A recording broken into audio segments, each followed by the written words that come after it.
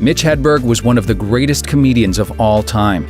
He might not be a household name like George Carlin or Louis C.K., but he'll always be remembered for his signature style and one-of-a-kind delivery. I bought a 2-bedroom house, but it's up to me how many bedrooms there are, though, isn't it? This bedroom has an oven in it. Unfortunately, before he could truly break through and claim the fame he deserved, Hedberg died of a drug overdose in 2005. Although his time here was sadly cut short, let's take a look at the life of the amazing Mitch Hedberg. Minnesota Nice. When you think of Mitch Hedberg's laid-back West Coast stoner vibe, you might be surprised to learn that he actually came from the Midwest, St. Paul, Minnesota to be exact. Despite the fact that Middle America is generally a pretty conservative region, Hedberg never really tried to hide his liberal drug use.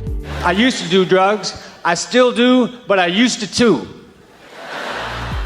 It was early in his life in Minnesota that he and his family discovered that he had a heart defect. His mother claimed his condition often caused him anxiety. Although the coroner's report ruled that Hedberg died of a drug overdose, it's possible that his heart condition may have contributed to his untimely death. The acting bug. Hedberg got his first big break on The Late Show with David Letterman. This led to an appearance at the 1998 Just for Laughs Festival, where he really made an impression. Fox jumped on the Hedberg bandwagon and signed him to a $500,000 development deal to try to come up with a TV show. Unfortunately, Fox and Hedberg never found a project that worked, so he was dropped from his deal. But the next year, he went on to write and star in his own movie, Los Enchiladas, a film about workers at a Mexican restaurant in Minnesota. Jay Chandrasekhar of Super Troopers edited the film and said on a podcast that Hedberg was great, but kinda hard to work with, because he and his co-star would get too high to remember their lines. By take 4, they're kind of looking at each other. Is it your line? Is it mine? Like right. they're being recorded, right? By take 6, the two of them were just literally standing there looking at each other. The film premiered at Sundance in 1999, but that was about the end of it. Los Enchiladas was never released to DVD, and it's only been shown a handful of times since its premiere. When his movie failed to gain any interest, Hedberg's acting career kind of fell apart as well. After being cast as a stoner on That 70s Show, he made a brief appearance in the film Almost Famous and later took a small role in The Lords of Dogtown before his death in 2005. Comedy Central blowout. Mitch Hedberg's first Comedy Central Presents special was a big deal, but he struggled to win over the audience. His material was just too different from what they were used to at the time.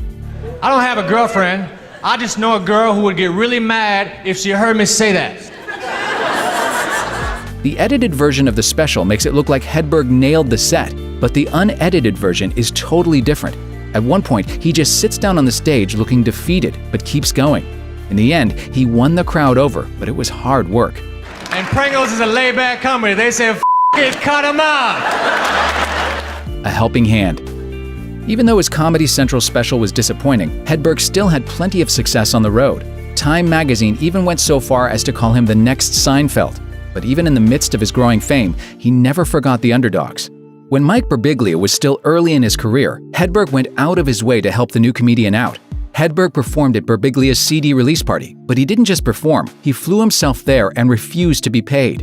And when Hannibal Buress was just starting out, Hedberg did him a huge favor too. When Hedberg played a weekend of sold-out shows in Chicago, he let Buress and a few other inexperienced comedians go on stage during his set. As Buress put it, that's unheard of. Comedians just don't do that.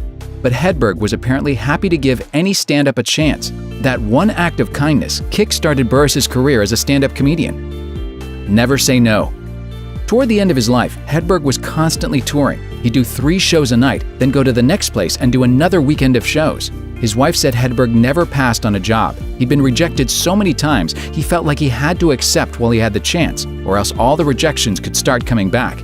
Even at the peak of his fame, he never seemed to feel like he'd been accepted, so he relentlessly traveled and performed until his last days. He had severe stage fright.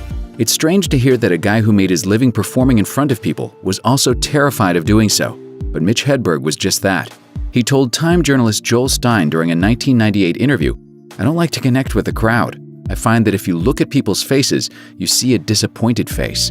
And so, the prototypical Hedberg performance involved dark sunglasses, long hair draped over his eyes, and set-long staring contests with the floor. He also, as the New York Times put it, sometimes closed his eyes as he performed. Remember, the guy pretty much always wore sunglasses, and he would still close his eyes to keep the crowd away. He would criticize his own jokes on stage. Every comedian messes up a joke on occasion. They're human too, after all. But for the most part, comedians tend to ignore their flubs, moving right on to the next joke like nothing happened. Not Hedberg, though. He tended to ruminate on his failed jokes, criticizing them on stage on a level that few comedians could ever get away with. Dogs are forever in the push-up position. That joke is dumb, I'm aware of that. Deadspin likened it to him breaking the fourth wall, turning from comic to critic if a joke didn't land. In an odd way, it made him more endearing and relatable to his fans. It didn't hurt that far more of his jokes landed than crashed. He thought he could moderate his drug use. Rather than kick his longtime drug habit, Hedberg attempted to moderate it. In May 2003, the comedian was arrested for heroin possession, which is often a wake-up call for people to stop what they're doing, or at least try to. Hedberg had other ideas. In a 2004 interview with Las Vegas Weekly, Hedberg claimed he was going to do much less so people couldn't associate him with drugs anymore. As he said, "You can't do copious amounts of drugs and stay alive, so not all drug use is tapered off, but I've learned to just stay under the radar." He thought the plan might help his career, theorizing during that interview that since he got arrested for drugs once, any mistake he makes in the future will get blamed on drugs. So to make himself look better, he was planning to do less drugs and be really quiet about the ones he did do. Sadly, the plan was doomed from the start. Arrest and hospitalization. Hedberg's drug problem was never a secret, though most people didn't realize how serious it was. Although he was open about smoking weed or doing acid, he kept his heroin addiction out of his act. Then, in 2002, he was arrested for heroin possession, and soon after, he wound up in the hospital. His leg was so infected from injecting heroin that the doctors almost amputated it. It was 13 hours of surgery. They took muscle out of his back and transferred it to his leg. Once he recovered, Hedberg returned to stand-up and sadly continued his drug use. In 2005, he died of a drug overdose. This morning, we've learned a popular comic from St. Paul has passed away. Mitch Hedberg died in a hotel room in New Jersey on Wednesday. Though he had a tragic end, Hedberg was one of the most interesting comedians of his time and will be remembered for his exceptional delivery, timing, and creative one-liners. He might not have been the new Seinfeld, but he never needed to be. He was Mitch Hedberg. I like to take a toothpick and throw it in the forest and say, "You're home!" Thanks for watching. Click the looper icon to subscribe to our YouTube channel. Plus check out all this cool stuff we know you'll love too.